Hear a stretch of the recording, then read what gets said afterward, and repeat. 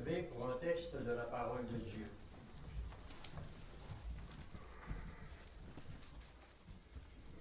Ça fait partie du discours de Pierre après la Pentecôte, quand il est sorti et puis qui a annoncé qu'il a proclamé Jésus-Christ. Alors, lecture des Actes des Apôtres. Alors s'éleva la voix de Pierre, qui était là avec les 11, il s'exprima en ces termes. Hommes de Judée, et vous tous qui résidez à Jérusalem, comprenez bien ce qui se passe, et prêtez l'oreille à mes paroles. Non, ces gens n'ont pas bu comme vous le supposez. Nous ne sommes en effet qu'à 9 heures du matin. Mais il s'agit ici de ce qui a été dit par le prophète Joël. Il arrivera dans les derniers jours, dit Dieu, que je répandrai de mon esprit sur toute chair. Vos fils et vos filles seront prophètes. Vos jeunes gens auront des visions. Vos vieillards auront des songes.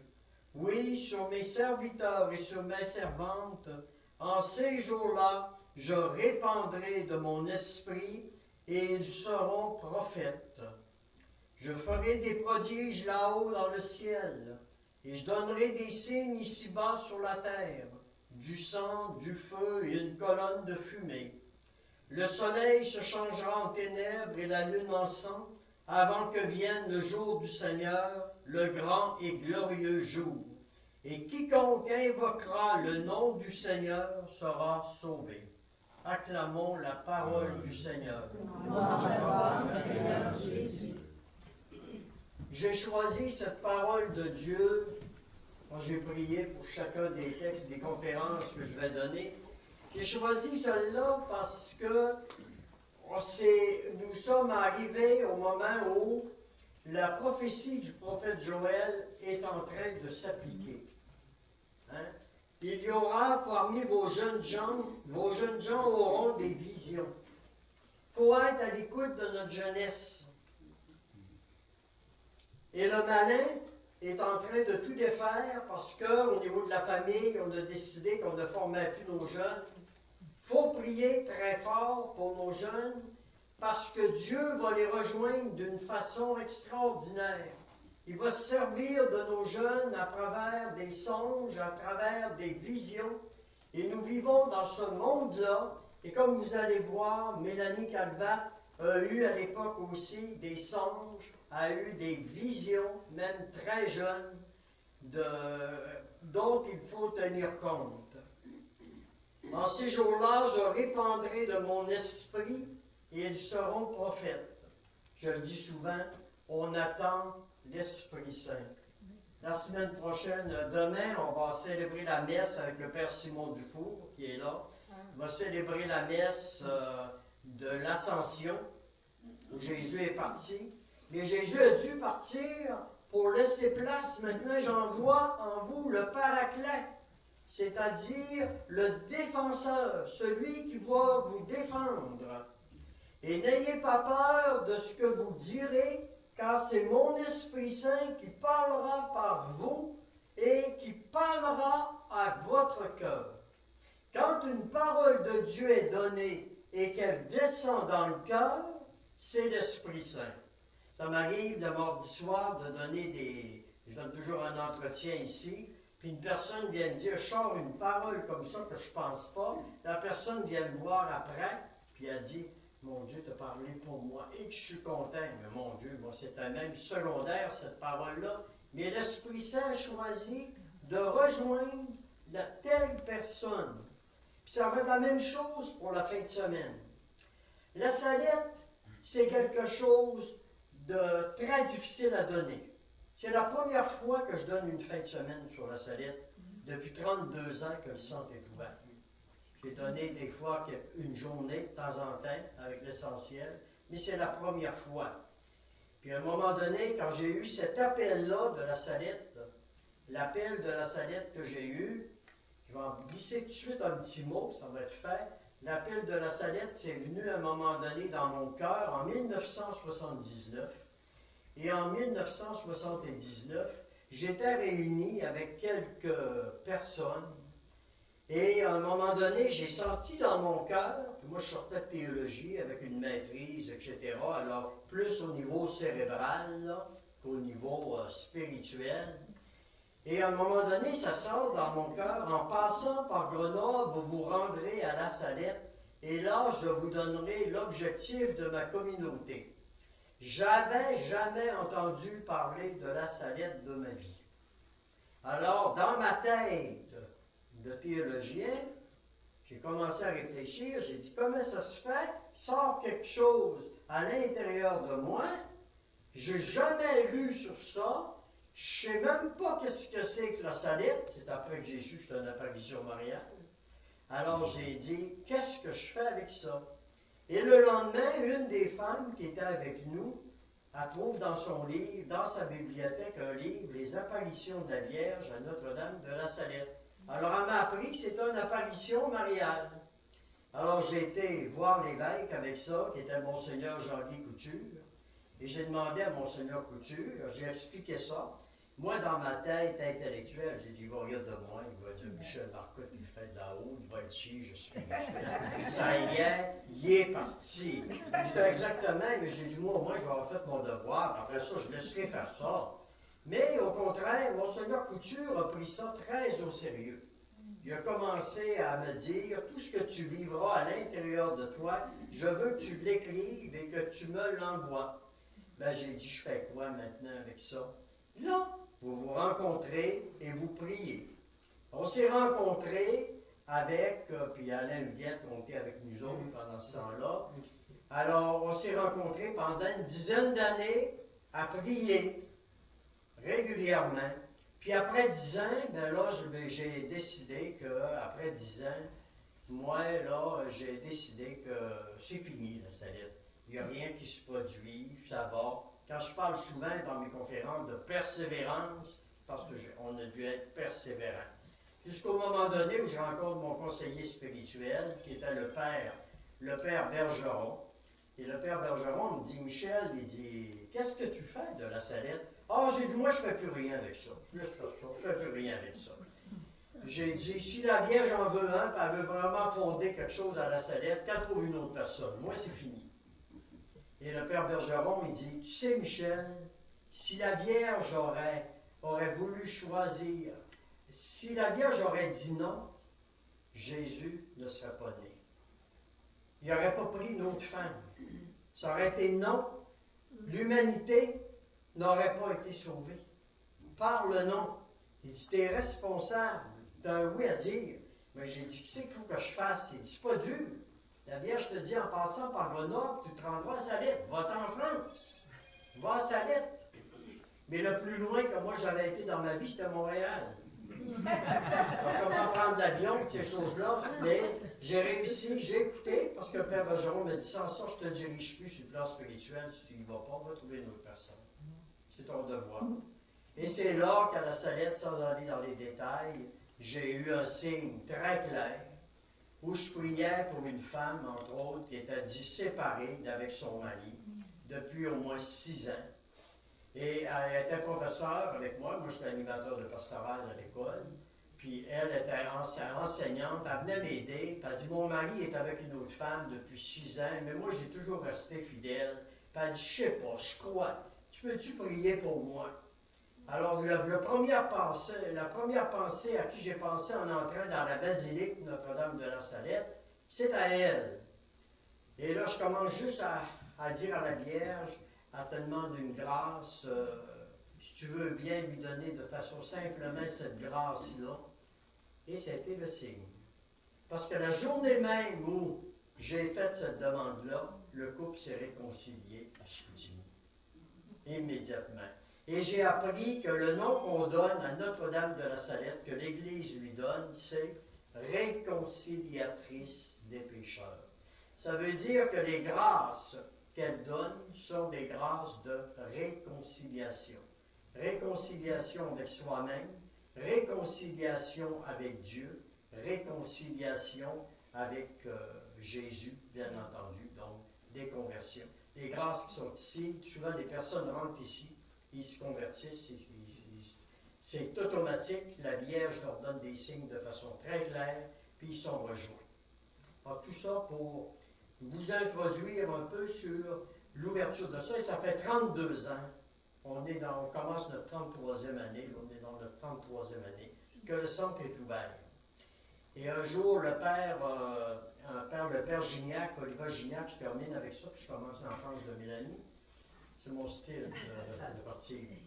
Le père Gignac m'avait dit, si tu t'occupes de la Salette, Michel, attends-toi à avoir la croix. Attends-toi à souffrir. Ça, c'est vrai. Ça, c'est vrai. Ça, c'est vrai.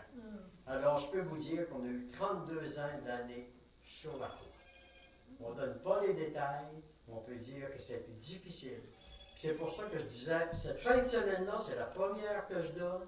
On peut s'attendre à des croix.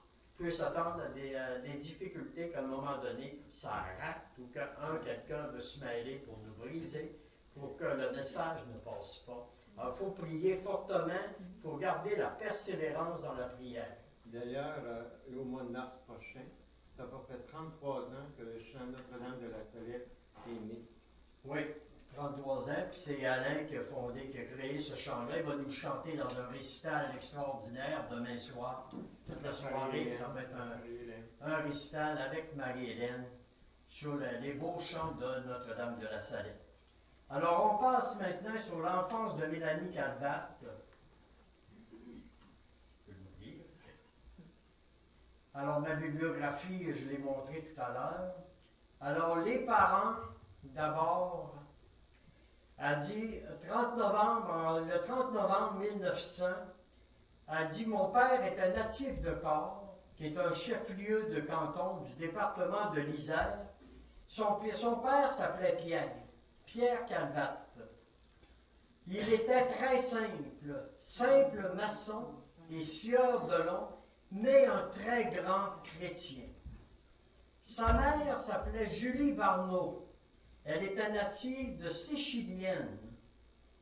Alors, c'est dans un coin de France. Alors, elle dit, mes parents habitaient la ville de Corps. Corps, c'est tout en bas où est l'apparition de Mariale de Notre-Dame de la Salette. Alors, c'est sur une grosse montagne, Notre-Dame de la Salette. En bas, c'est le village de Corps. Ses parents habitaient Corps, ils étaient très pauvres.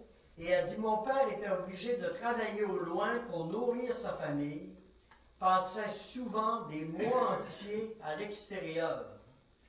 Ce fut en partie pour cela qu'elle fut mise à servir chez des patrons aussitôt qu'elle a pu travailler. Dès l'âge de 7 ans, elle a pu aller commencer à travailler. Fait que vous allez voir qu'il y a toute une préparation pour rencontrer la Vierge de la Salette. Mes parents eurent 10 enfants, 6 garçons et 4 filles. Mon père était très sérieux. Il était aimé dans tout le pays. Il aimait le travail et tous ses enfants également.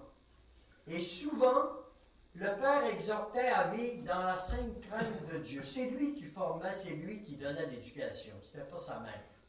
C'était vraiment le père qui donnait l'éducation chrétienne. Il prenait souvent la Mélanie, quand elle était toute petite, il la mettait sur ses genoux, puis il parlait de Jésus. Il parlait de Jésus qui était mort, qui avait donné sa vie pour chacun de nous. Il l'a amené lentement à croire à la croix. C'est pour ça que Mélanie, vous allez voir, elle a vécu sur la croix, elle, jusqu'à la fin de sa vie. On ne peut même pas dire qu'elle a vu quelque chose, un bonheur terrestre, elle a eu un bonheur céleste, mais pas de bonheur terrestre. Il n'y a pas eu quelque chose jusqu'à la fin de sa vie. Il ne manquait jamais, chaque fois qu'il se trouvait dans la famille, de faire la prière avant de mettre les enfants au lit. Et comme dit Mélanie, j'étais trop jeune encore pour me tenir à genoux. Il m'assoyait sur ses genoux et m'apprenait à faire le signe de la Sainte Croix. Puis il me mettait un crucifix dans la main. Il me parlait du bon Dieu et m'expliquait à sa manière le grand mystère de la rédemption. Le Christ qui avait voulu tant souffrir et puis mourir pour nous ouvrir les portes du paradis. La mère de Mélanie, elle, là, elle était sérieuse, bon, Émilie, ça défait. la mère de Mélanie. Elle aimait beaucoup les fêtes. Un jour, elle emmena sa fille à une fête. Elle était beaucoup moins spirituelle que le père, vous avez deviné. Je me rappelle, dit-elle, que chaque fois qu'elle me portait à des fêtes ou à des comédies, aussitôt que je voyais la foule, je pleurais et je me cachais la figure sur ses épaules tout en continuant de pleurer très fort, de sorte que j'empêchais les assistants d'entendre ce qui se disait, et ma mère alors m'emmenait dehors. Ce qui fait que ma mère, elle n'aimait pas trop Mélanie. Désir de souffrir pour le Christ. Je ne parlais qu'avec mon père, dit-elle. Quand il me disait que c'était nos péchés qui avaient fait mourir notre Seigneur Jésus-Christ, je lui disais, « Oh, jamais moi je ne veux faire des péchés, puisque ça fait tellement souffrir mon bon Dieu. » Elle était jeune, elle était toute petite, elle avait environ 4-5 ans, même 3 ans. « Oh, pauvre bon Dieu, je veux toujours penser à vous et je ne veux jamais vous déplaire. Quand je pourrai marcher toute seule, je ferai comme vous avez fait. J'irai dans la solitude, je penserai à vous, et puis quand je serai grande, j'irai dire aux méchants hommes et aux méchantes femmes, faites-moi mourir sur une croix pour que j'efface vos péchés, autrement vous n'irez jamais en paradis. » On va le voir demain toute l'explication de la croix que portait la Vierge avec les tenailles et les marteaux. C'est exactement ce qu'a vécu Mélanie. Demain, on comprendra ça. L'exaspération de la mère devant sa fille. Ces paroles achevaient d'exaspérer ma mère. Elle ne pouvait plus me voir devant ses yeux. Au lieu d'être sa consolation, j'étais l'objet de toutes ses peines. Alors, elle lui avait donné un surnom. Elle l'appelait la muette. Je défends, dit-elle à mes 2 enfants, de l'appeler par son nom. Je défends qu'on lui donne à manger. Et je défends qu'on fasse attention à elle. Laissez-la par terre. Je ne veux pas qu'elle se lève. Puisqu'elle veut faire tout ce que Dieu a fait, qu'elle le fasse. Dieu n'a pas besoin qu'on lui apprenne à marcher, ni qu'on le tende lorsqu'il était petit. Dieu était couché par terre. Il a même demandé son pain, mais je lui défends de demander soit à présent, soit plus tard, quoi que ce soit, ne lui donnez pas à manger. Il disait ça à ses autres frères et sœurs. Et elle, Mélanie, elle le ferait. Je ne l'aurais pas, elle le ferait. Je me traînais donc comme je pouvais sur les mains et sur les genoux, et je passais les journées, quelquefois les nuits entières, dans un coin ou sous un lit. Là, je pensais à l'enfant Jésus, je pensais à la Sainte Vierge, puis aux souffrances de notre Seigneur. Plusieurs mois s'écoulaient ainsi. Enfin, ma mère venait me voir rester sous un lit dans une chambre toute seule. Je méritais le châtiment d'être chassé de la maison le soir.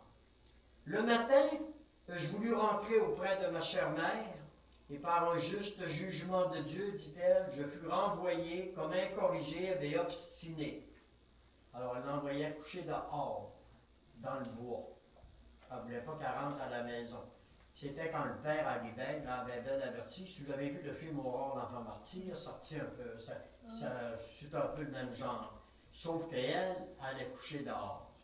Elle allait coucher dehors, elle n'avait pas le droit de rentrer à la maison. Puis là, elle faisait sa fine quand le père arrivait. Là, elle ne faisait rien. Puis le père était parti 6 mois de temps. Alors, quand elle a dit qu'elle était prête à être sur la croix, elle était sur la croix. Très jeune enfant. Ne sachant où aller, je pris le chemin qui aboutissait à un bois qui est à quelques minutes de la maison. J'avais environ 3 ans. Et la première fois que je me rappelle, dit-elle, avoir été baisée par ma mère, ce fut vers l'année 1851, à l'occasion de sa prise d'habit quand elle est rentrée chez les sœurs de la Providence de Coran. Nous allons en parler demain, ça, c'est la fameuse rentrée chez les religieuses. Et tout ce qu'elle a vécu par la suite encore. Alors Mélanie voit Jésus. Il y avait 3 ou 4 jours, dit-elle, que j'étais dans le bois sans voir ni entendre personne. J'avais plus la force de marcher. Je tombais et j'étais plongé dans une profonde tristesse en pensant combien on offensait mon Jésus. À 2 ans, à 3 ans. 3 ans. Il y a des hommes qui sont privilégiés comme ça, qui ont des grâces, que ça commence jeune. Très privilégiés. Tout à coup, je vois venir à moi, dit-elle, un tout petit enfant, d'une grande beauté, vêtu d'un blanc brillant, avec une jolie couronne sur la tête. Dès que ce petit enfant fut près de la sauvage, parce qu'on l'appelait la sauvage, il lui dit, « Bonjour, ma sœur, pourquoi pleurez-vous? » Il dit, « Je viens vous consoler. » Elle dit, « Je pleure parce que je voudrais savoir tout ce que mon Jésus a fait pour sauver le monde, pour que je fasse comme lui sans rien manquer, puis ce que le monde a fait pour faire mourir mon Jésus. Puis je voudrais avoir une maman, je n'ai personne. » Il a envoyé une maman, il lui a donné la Sainte Vierge. Quelque chose, hein? Qu'on va voir demain matin. Ma sœur, dit alors, je ne sais pas si c'est l'initié, Jésus vient tous les jours, plus tard. Ma sœur, dit alors le petit, dites-moi, frère, je suis votre bon frère. Elle ne savait pas que c'était Jésus. C'est un enfant. Elle trouvait ça joyeux de voir un enfant qui parlait comme ça. C'est vers l'âge de 20 ans seulement qu'elle a pris conscience que cet enfant-là qu'elle voyait, qui était bien longtemps après l'apparition, c'était Jésus qui venait la réconforter puis lui parler. Alors elle dit, mon petit frère venait à peu près tous les jours. Nous conversions toujours sur la passion et sur la vie cachée de notre Seigneur Jésus-Christ. Si je tombais dans le sentier rempli de pierres, il arrivait aussitôt pour me relever. Nous marchions en nous tenant par la main. Mon frère était de mon âge. Il a toujours été de ma taille. Ses cheveux étaient châtain clair, puis frisés. La première fois, il était habillé en blanc avec une couronne de roses blanches sur sa tête. Mais il n'était pas toujours vêtu ainsi. Il ne vint qu'avec une couronne que les 3 premières fois seulement. Et quelquefois, il avait une robe bleue et une ceinture blanche. D'autres fois, une robe rose argentée serrée à la ceinture par un ruban en or. Jésus se révèle. Je dois dire que mon bien-aimé frère, pendant plus de 20 ans, ce que je viens de vous dire tantôt, me laissait ignorer qu'il était Jésus. Et que moi, j'avais tout bonnement et simplement cru qu'il était mon frère, comme lui-même me l'avait assuré. C'est beau, hein? Oui. La vraie sagesse. Mon aimable frère me dit que la vraie sagesse, c'est dans la connaissance de notre Créateur et dans l'amour de la croix pour l'amour de Dieu. Qu'on doit aimer le Rédempteur pour lui-même, non tant pour ses dons, non tant pour le ciel des cieux qu'il donne par miséricorde à ses serviteurs. Les stigmates. Dès que je fus touché par la main bénie de mon frère, de la manière que je viens de dire, j'éprouvais en ces parties de mon corps de grandes douleurs, surtout les vendredis. Et quelquefois, le sang coulait des plaies qui s'y formaient d'elles-mêmes sans laisser de traces. Ces plaies duraient environ 3 heures, de 2 heures l'après-midi jusqu'à 4h30. Certains vendredis, elles commençaient le jeudi soir et restaient ouvertes jusqu'au vendredi soir. Des fois, elles ont été ouvertes tout le temps du carême. Ces souffrances-là, c'est quelque chose. J'ai eu la chance d'en voir un ici, un père. Il est décédé aujourd'hui, je peux le dire, le père Bob Digman. Hein? Il est décédé. Il devait célébrer la messe ici un vendredi soir. Et puis, à un moment donné, il est venu me voir, puis je voyais qu'il y avait la couronne. C'était tout plein de trous, tout le tour, puis ça saignait. Il dit, Michel, il dit, je peux pas aller. Il dit, donne-moi un linge. Il dit, je peux pas aller célébrer la messe ce soir. Mais c'était plein de monde en bas à la chapelle. On avait un autre prêtre qui était le père Michel Courteville qui était avec nous. Fait que le père Michel dit, c'est moi qui vais célébrer. Laisse le père Bob Dignan en haut. Il avait les stigmates. On a eu la chance d'avoir ça ici dans cette maison, le père Bob Dignan. Alors, ces plaies duraient, je l'ai dit, durant 2 heures au moins, 3 heures. Et là, Mélanie, stigmate. Oh, excusez, je suis en train de reculer. Mélanie quitte la maison pour aller travailler. Alors, dans l'année 1841, une femme de la montagne était venue chercher à Corps une enfant pour avoir soin d'une petite créature, d'avoir soin d'un bébé. Et comme à cause de mon méchant caractère, je donnais toujours des déplaisirs à ma chère mère, je fus aussitôt livré à cette femme. Et je partis sur le champ avec elle. En chemin, ma maîtresse, celle qui l'a engagée, me demanda si je pourrais m'habituer dans sa maison, isolée au milieu de la montagne, et sans jamais voir personne. Alors je lui répondis qu'avec Dieu, j'espérais ne pas m'ennuyer. Après environ 2 heures de marche, nous arrivâmes dans cette maison vraiment solitaire.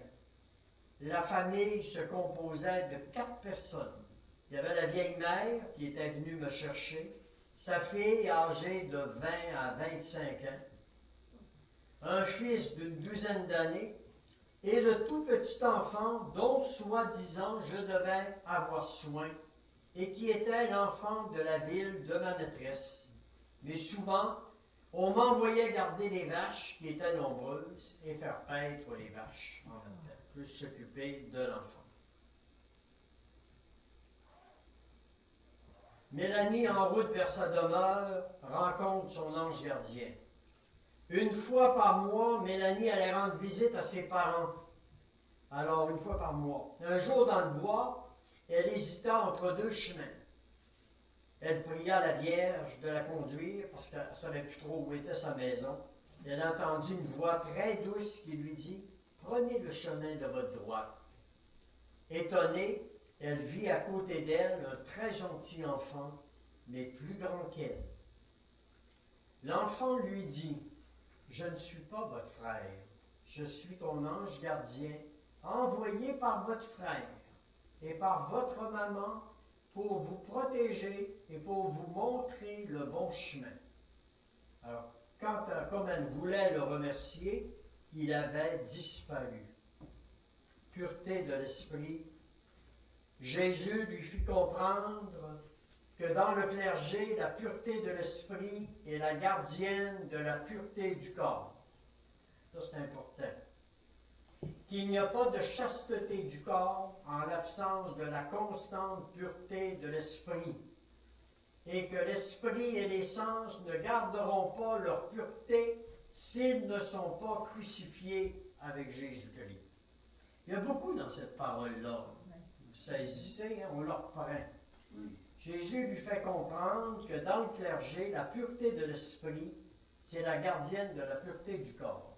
Ça veut dire quoi? Ça veut dire que pour être un bon prêtre, il faut monter dans les demeures de vie spirituelle. Il faut aller de plus en plus vers la croix. Il faut développer notre vie intérieure avec Jésus. Donc, se donner beaucoup de temps à la prière personnelle. Pas seulement à la prière de prendre le bréviaire, c'est beau, de lire le bréviaire, lire les psaumes, etc., m'unir avec toute l'Église, mais parler, prier avec le cœur, comme prêtre. Prendre même une demi-heure dans la journée, puis s'asseoir, prier, parler avec Jésus, comme quelqu'un qui est à côté de moi. C'est ça la vraie prière. Je peux bien arriver avec des formules, ça fait, mais si je veux avancer dans la prière, il faut que j'y parle. Aujourd'hui, on se rend compte, on se parle. Prends pas des formules, un livre de formules, on se parle. À Maman Marie, on se parle. Hein? On se parle. Alors ça développe la pureté du corps. Alors là, à ce moment-là, si la pureté de l'esprit, et que si on a la pureté de l'esprit, à ce moment-là, on va rester pur, même dans notre corps, parce qu'on va devenir crucifié avec Jésus-Christ. Parce que plus un prêtre avance, on va parler de Notre-Dame de Céleste par des prêtres, plus il avance dans la spiritualité, quand on dit un saint prêtre, là, plus il se fait ridiculiser par les autres qui ont moins de spiritualité. Je vous donne un exemple, on va en parler quand je vais parler de Maximin, mais je vais plus en détail, le curé d'Ars. Quand le curé d'Ars a été nommé dans son village, ils l'ont envoyé là, puis on dit petit prêtre qui ne fera jamais de rien. Mais lui avait vraiment la pureté de l'esprit. Il était vraiment pur, son corps est avec Jésus, son cœur est avec Jésus, puis il était prêt à donner sa vie à Jésus. Mais les autres confrères, souvent, on lit ça dans la vie du curé d'Ars, ils le ridiculisaient, puis envoyez-le là, dans cette place-là où ça n'a pas de bon sens, puis là, laissez-le là, vous n'auriez pas dû leur donner prêtre, il n'a même pas été capable de faire, il a fait ses études, mais il n'y arrivait pas, il avait de la misère, il n'y a pas de mémoire, il n'y a rien, puis c'est un petit, hein, très bon.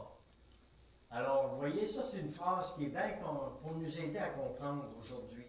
Si vous voyez quelqu'un, souvent, un prêtre qui vit, vraiment dans sa vie intérieure, qui a une vie intérieure, vous allez voir comment il va célébrer la messe. Quand il va arriver et qu'il va nous donner le corps du Christ, là, vous allez voir dans ses yeux, il va voir Jésus. Mais s'il n'a pas appris à développer sa vie de prière, une vie de contemplation avec Jésus, il ne peut pas faire ça. Il va le présenter, puis on va continuer la messe, etc.